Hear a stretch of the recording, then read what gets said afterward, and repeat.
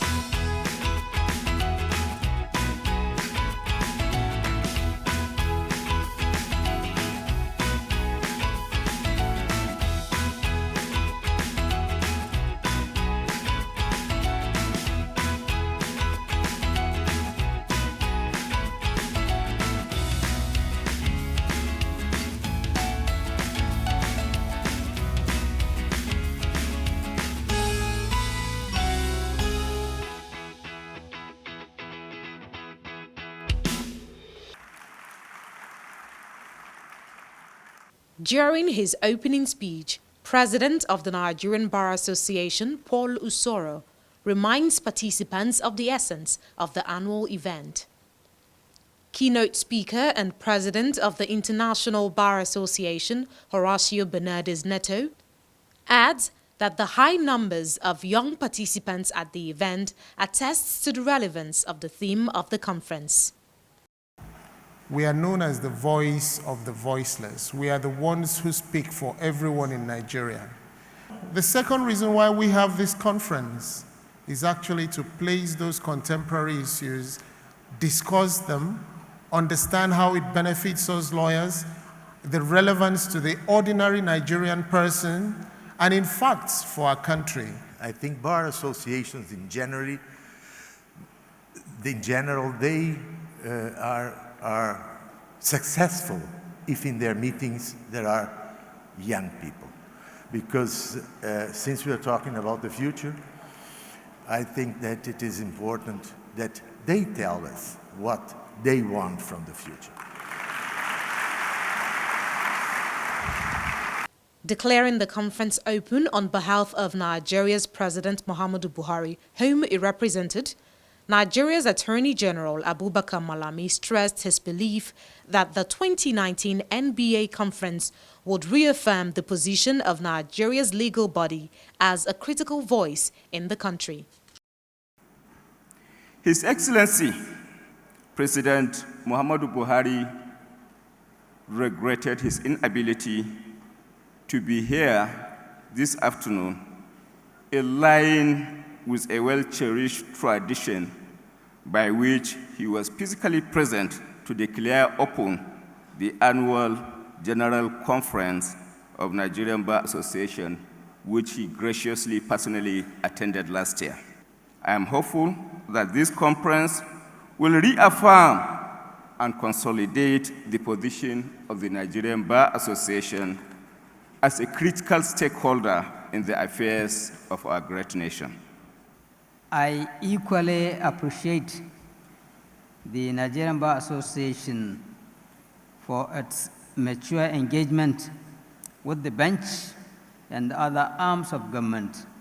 Both the bench and the bar represent the twin pillars of ethics and the standard in the legal profession. Please let us put heads together. The bar, the judiciary, we must not only fly together, but we must be seen flying together. The theme is a recognition on the part of the Nigerian Bar Association of the reality of today and its future impact on the practice of legal profession, including justice delivery system. The capital city of Lagos State, where we are having this conference, today has 20 million people. In 20 years, this city will be 40 million people. The country today is 200 million people, with an average growth rate of 3% year on year. Nigeria will be 400 million people in 20 years. Those statistics shows why we need to focus on our role in the future, what opportunities will exist for our colleagues in the future, and why it's important to keep the legal profession on the straight and narrow. From discussing artificial intelligence in alternate dispute resolution, law and regulations in space, as well as bullying and sexual harassment within the legal community. The conference also covered gender-based violence and the Sustainable Development Goals. These days, every day we open up our newspapers or we listen to the radio or watch television, we are inundated with reports of one form of sexual or gender-based violence against women and children or the other. And this has reached alarming proportions in our country. And so as citizens, we should be very concerned. I'm quite clear that the NBA needs to start dealing with the problem, from seniors to juniors, juniors to juniors, judges to juniors, judges to lawyers, judges to seniors, judges to registrars. We need to deal with the problem. It would be necessary to come out with a policy document, and that policy document also has to be enforceable. We have to also work it into the disciplinary process for the Nigerian Bar Association. Very important. There were a lot of men in the room. And we already know that empowering women, gender equality doesn't happen without men. For us as a nation to achieve our goals, we need to ensure that our laws are enabling and our laws are fit for purpose.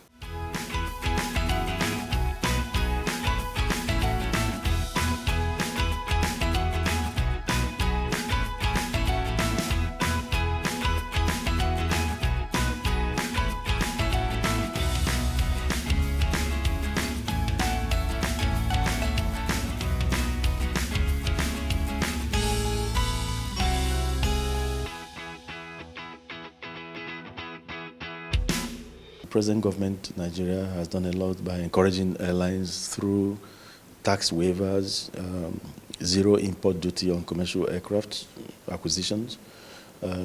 Recently, the president has introduced VAT waiver for us, and it has gone a long way to help us to go out there and acquire more planes and increase our fleet. But not just that, we need to be protected. We need to think Nigeria first in anything we do, not just aviation. The NBA is thinking futuristically about what must be done and in anticipation of all the myriads of things Nigeria should really be addressing. We talked the benefits of space exploration, research, and it was clear that there are a lot of products that can come for human use.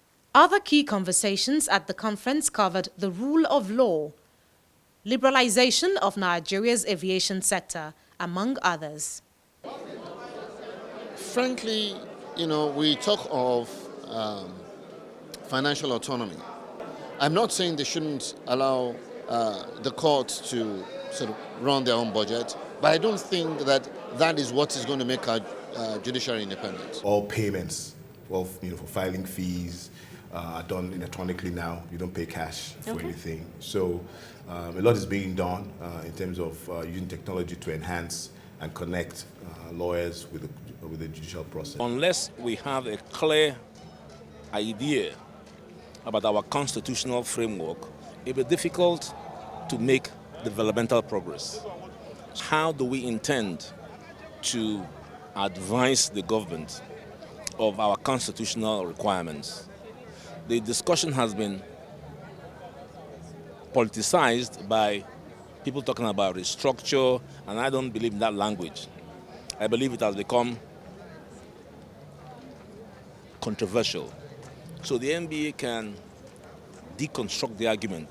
I look at the opportunities that are abound in Nigeria and begin to see that we have not even started tapping through the opportunities that we have, human resources that we have, mineral resources that we have, and various kinds of opportunities.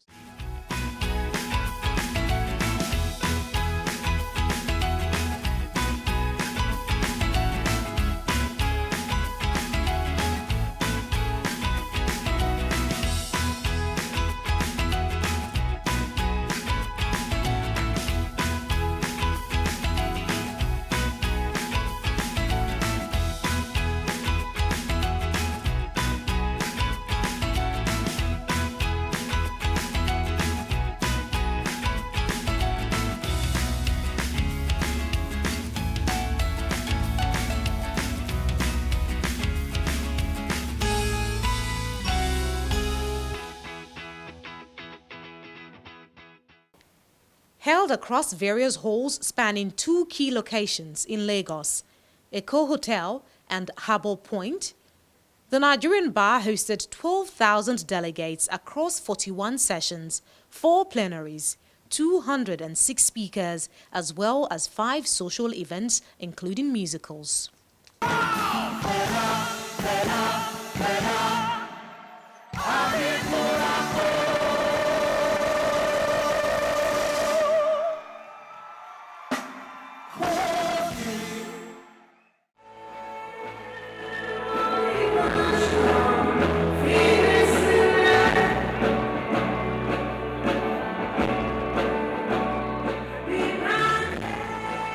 In the Service Awards category, we have 2 recipients tonight. The immediate past Attorney General of Rivers State, Mr. Chinwe Aguma, Senior Advocate of Nigeria. Mr. Adeniji Kazim, Senior Advocate of Nigeria, to come forward.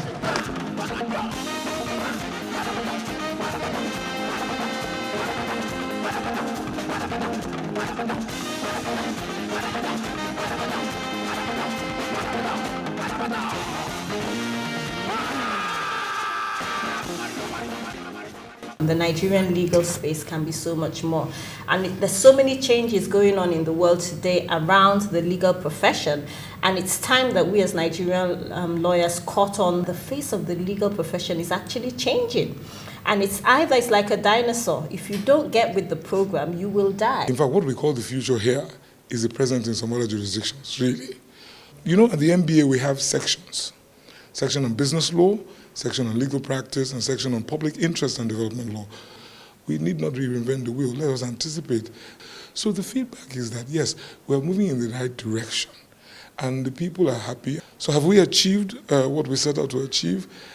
My hunch tells me yes. At the end of activities marking its 59th annual meetings, the Nigerian Bar Association received and approved the financial statements of the year ended July 31st, 2019, and adopted amendments to the Nigerian Bar Constitution 2015, as well as resolved that the amendments take effect on the same day, 29th August 2019.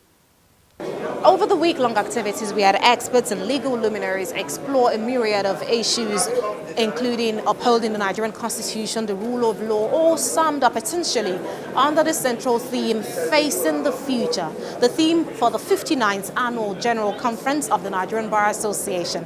This has been the CNBC Africa's special highlights of the event. Many thanks to you for watching.